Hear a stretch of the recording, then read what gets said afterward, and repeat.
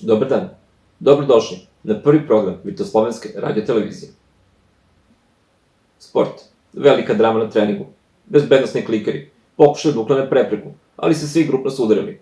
Trening prekinut zbog gužve. Kultura. Otvorena izložba Klikeri kroz vreme sa eksponatom iz 2019. godine. Legenda kaže da još uvijek malo prašev, ali savršeno funkcionalno. Festival humorističke književnosti donosi pravilo. Ako se publika ne nasmeje, autor mora sam da se nasmeje makar 3 puta. Nauka. Testira se nova kamera sa antiproklizavanjem. Problem je što kamera sada proklizava više nego ranije. Međunarodni odnosi. Vitoslavija započela dijalog sa TikTok planetom.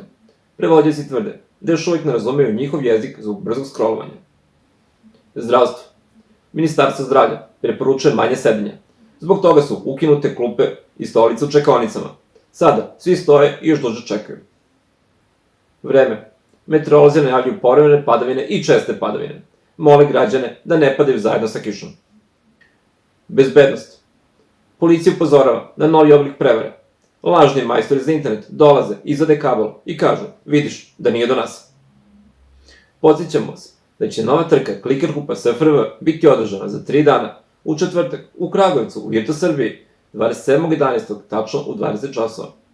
Ne zaboravite da pritisnete volim, podeli i pretplati se. Gledali ste Vrt dnevnik. Do sledećeg gledanja. Pozdrav vas. Božidar Boža Horvat. Vitoslavija neće stati.